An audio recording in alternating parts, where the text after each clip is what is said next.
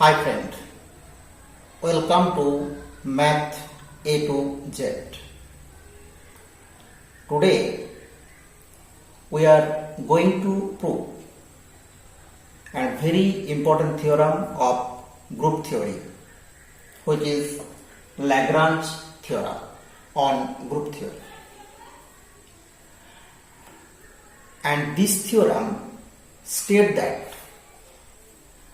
the order of every subgroup of a finite group G is a divisor of the order of the group. Okay. So Lagrange theorem states that the order of every subgroup of a finite group must be divide the order of the group. Now, to prove this theorem, we consider H be a subgroup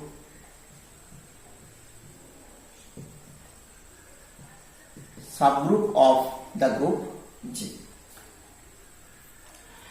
and let order of H is D and order of G is N, right?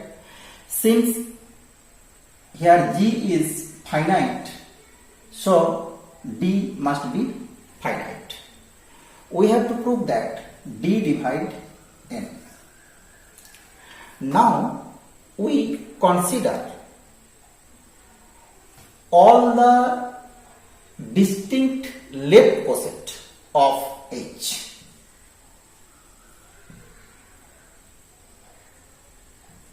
Left coset of H, right? Since G be a finite group, so the distinct left coset of H must be finite,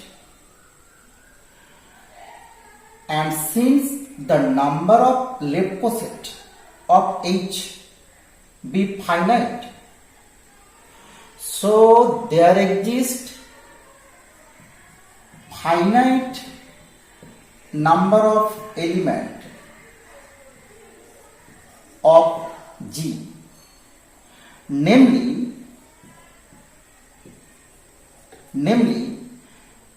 x1, x2 to xm in G, such that x1h, x2h and the last xmh.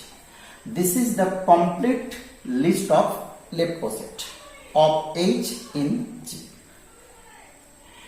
and one of them left coset must be H itself, because we know that every subgroup of a group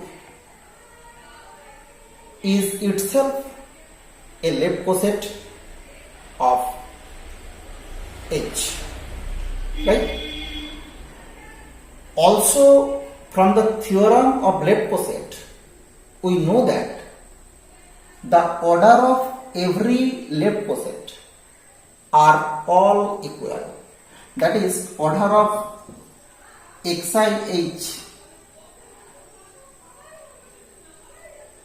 or order of x1h equal to order of x2h equal to order of xmh.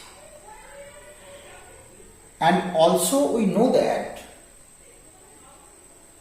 all the left coset of H in G make a partition in G,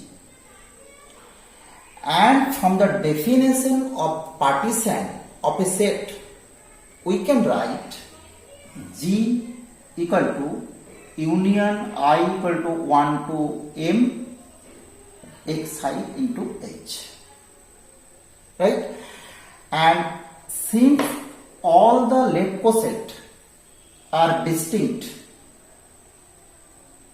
so here must be xi h intersection xj h equal to phi if I not equal to j. So from this relation we can write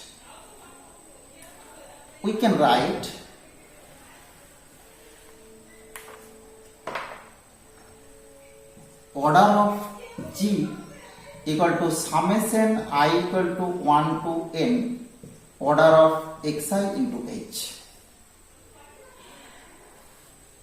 And since order of all the left coset are equal, so we can write order of h in place of order of xi into h. That is we have summation I equal to 1 to n order of h, and this is m. This is m also. This is m into order of h, and this is n, that is n equal to m into d. And this relation shows that d divide n, right? This is well known and famous theorem, is Lagrange theorem of group theory, and this complete the proof of the theorem. But here the converse of the theorem may not be true. Now, what is the converse? The converse is if order of G equal to n and D divide n, D be any divisor of n, then there may not exist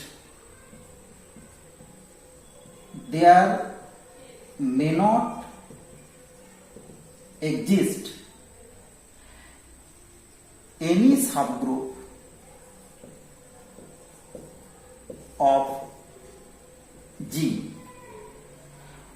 any subgroup H of G. Okay, and this is the converse. So now we consider an example to show the converse is not true. Here we remember two important theorem of group theory.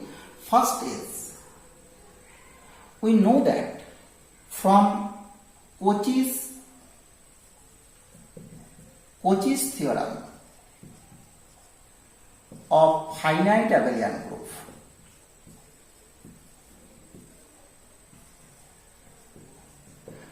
state that if G be a finite abelian group, then for every positive divisor of order of G, there must exist a subgroup of G. So if the group G is abelian, so by Cauchy's theorem of finite abelian group, we say that the converse of Lagrange theorem must be true. Also, second theorem, we know that for every cyclic group G,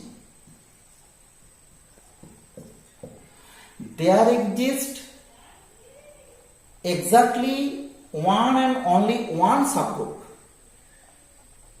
H of G for each positive divisor of order of G. So if the group G is cyclic, then also the converse of the Lagrange theorem is true. So we have to consider a non-abelian group to show the converse is not true. We first consider the symmetric group S4 of 4 symbol. Okay, and order of S4 is equal to factorial 4. This is 24. And we know that if we take all the even permutation of S4, which is A4, this is also a group and this is called alternating group of 4 symbol. And the order of this is factorial 4 by 2, that is 12. But we know that there does not exist any element A of A4 such that order of A equal to 6, but 6 divide 12. So we can say that 6 be the divisor order of A4, but there is no element or there is no subgroup. We say there is no subgroup of order 6 of A4. So the converse of the Lagrange theorem is not true. Clear? Okay. Thank you. Thank you for watching.